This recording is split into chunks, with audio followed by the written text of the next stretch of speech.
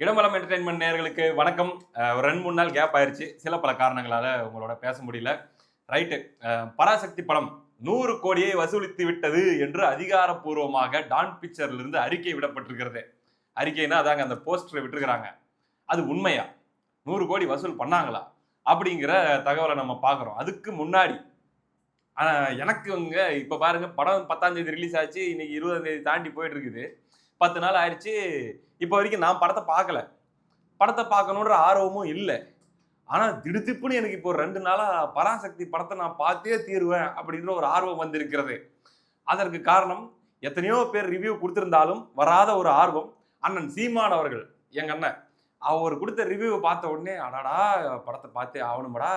எங்கனா பக்கத்துல எங்கனா தியேட்டர்ல ஓடுதா? இல்ல எல்லாத்தையும் தூக்கி விட்டாங்களா? அப்படிங்கிற மாரி ஒரு படபடப்பு வந்து விட்டது. அதுல ஒரு இடத்துல அண்ணன் சொல்லுவாரு பாருங்க, சிவகார்த்திகேயன் கைய தூக்குறாருல்ல, அது நான் தான். அந்த செலியன் வந்து வேற யாரும் இல்ல, நான் தான் அப்படின்ற மாரி அண்ணன் சொல்லியிருக்காரு. அது என்னன்னு தெரியலைங்க. அதாவது இந்த டான் பிக்சர்ஸ், இந்த இன்பன் உதயநிதி, அன்பு தம்பி, வளரும் பாவம் சின்ன பையன். அவருடைய தயாரிப்புல படம் வருதுன்னா, அண்ணன் ரிவ்யூ வந்து டைமிங்ல கன் மாரி குடுத்துடுறாரு. இட்லி கடைக்கும் குடுத்தாரு, பராசக்திக்கும் குடுத்தாரு. அந்த வகையிலே ரொம்ப மகிழ்ச்சி. அண்ணனை நினைக்கும்போது ரொம்பவே பெருமையா இருக்குது. Such a god gifted child அண்ணா. அதை நம்ம நேரத்துல சொல்லிக்கலாம். அடுத்ததாக சுதா கொங்காரா. சமீபத்தில் அந்த குண்டாஸு, ரவுடிஸு அப்படி இப்படின்லாம் சொல்லி அவங்க ஒரு ஸ்டேட்மெண்ட்டை குடுத்து, அது பயங்கரமா பேக் ஃபயர் ஆயி, ஒரு மிகப்பெரிய ஒரு எதிர்வினையை அவங்க சந்திச்ச ஒரு சூழல் ஏற்பட்டதல்லவா? அதை பார்த்த உடனே அவர்கள் அலர்ட் ஆகிவிட்டார்கள். ஏன் அப்படின்னா, ரைட்டு பராசக்தி ஆல்ரெடி ரைட்டு காப்பாத்த முடியாத நிலைமைக்கு போயிருச்சு. இதுக்கு மேல நம்ம பண்ண முடியாது. ஆனா, அடுத்த படமும் நம்ம இந்த இண்டஸ்ட்ரியில தானடா உடணும். அப்ப தேவையில்லாம ஒரு பெரிய கும்பல பகச்சுக்கிட்டோமோ அப்படின்னு நினைச்சாங்களோ என்னன்னு தெரியல. டக்குன்னு பெயில் பெட்டிஷனை போட்டு விட்டாங்க. அதாவது பாருங்களேன், நாட்டின் மிகப்பெரிய நட்சத்திரத்துடன் நீங்கள் எப்படி போட்டி போடுவீர்கள்? இப்பொழுது நடக்கும் விவகாரங்கள் குறித்து நான் சொல்ல வேண்டும் என்றால், அதாவது விஜய் சாரின் படம்னா நானே எஃப்டிஎஃப்எஸ் தான் போய் பார்ப்பேன்.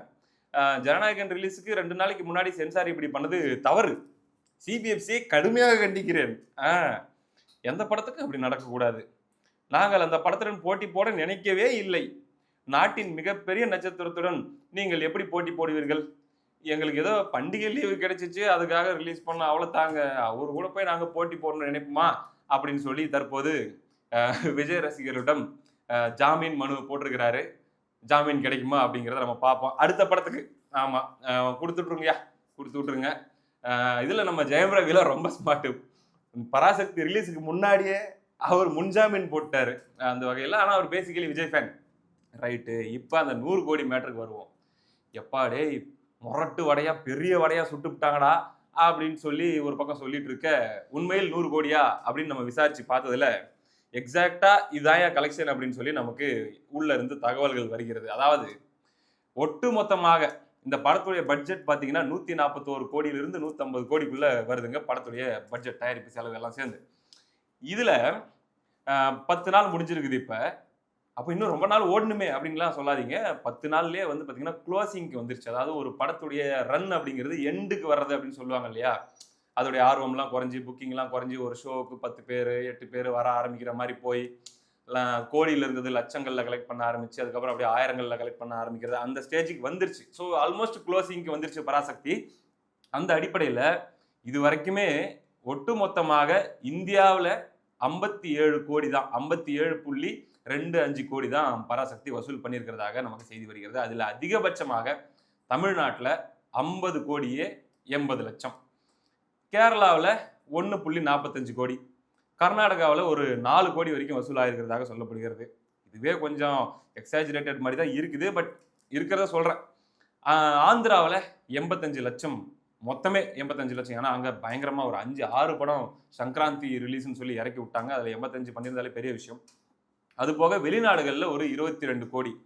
ஆக மொத்தம் சுத்தி வளைச்சு பார்த்தோம்னா, அந்த படம் வந்து 80 கோடிக்கும் கீழ தான் கலெக்ஷன் பண்ணியிருக்குது. சமீபத்தில் இப்ப பார்த்தீங்கன்னா, பிரதீப் ரங்கநாதன்லாம் ஹேட்ரிக் 100 க்ரோர்ஸ் கலெக்ஷன் குடுத்தாரு அப்படின்னு சொல்லி அவர பத்திலாம் பேசிட்டு இருந்தாங்க. அந்த வகையில அவர விட பெரிய ஸ்டார் அப்படின்னு சொல்லி பிராண்டிங் பண்ணப்படுற சிவகார்த்திகேயன் அவர்கள் மிகப்பெரிய ஒரு அவங்களுக்கு பின்னாடி இருந்த நிறுவனமாகட்டும், அரசாங்கமாகட்டும், ப்ரமோஷன் ஆகட்டும், ட்ரெய்லர் வியூஸ் ஆகட்டும் அப்படின்லாம் பண்ணி வந்தும் படம் 80 கோடியிலேயே க்ளோசிங்க்கு வந்துருச்சு அப்படிங்கிற தகவல் நமக்கு வருகிறது. இது ஒரு செய்திங்க. அடுத்ததாக பார்த்தீங்கன்னா மங்காத்தா ரீ-ரிலீஸ் தெரியும் வரதா இருந்துச்சு அந்த டேட்ல.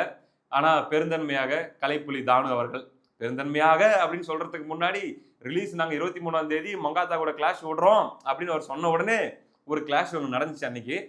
அந்த சம்பவத்துல அதுக்கு அடுத்த நாளே அவர் ஒரு அறிவிப்பு விட்டுட்டாரு. சரிப்பா புதிய படங்களுக்கு வழி கொடுத்து நாங்கள் கொஞ்சம் தள்ளி போயிடுறோம் அப்படின்ட்டு. அந்த அடிப்படையில தெரிய வரல. இதையடுத்து மோகன்ஜி அவர்கள் நேரில் சந்தித்து சால்வையை போத்தி அவருக்கு நன்றிலாம் தெரிவிச்சிருந்தாரு.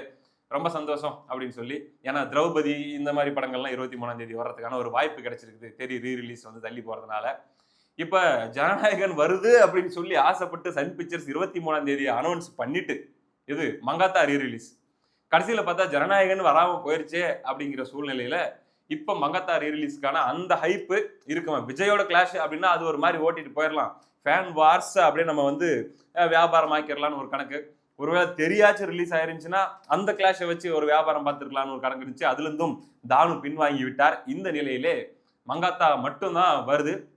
ஆனா இப்ப தமிழ்நாட்டுல சினிமா ரசிகர்கள் கூட தீவிரமாக அரசியலை பார்த்து கொண்டு கோர்ட்ல என்னையா விவாதம் நடக்குது அப்படின்னு சொல்லி கிட்டத்தட்ட நேற்று 4 மணி நேரம் ஜனநாயகன் இஷ்யூ வந்து பாத்தீங்கன்னா லட்சக்கணக்கான பேரு ஆர்குமெண்ட்டை படிச்சுட்டு இருக்காங்க. கூகுள் டிரான்ஸ்லேஷன் போட்டு எல்லாத்தையும் என்னையா நடக்குது, அவர் என்ன சொல்றாரு, ஏஎஸ்ஜி என்ன சொல்றாரு, பராசுரன் என்ன சொல்றாரு, நீதிபதி என்ன சொல்றாரு, அப்படி இப்படின்னு சொல்லி எல்லாம் பார்த்துட்டு இருந்தாங்க.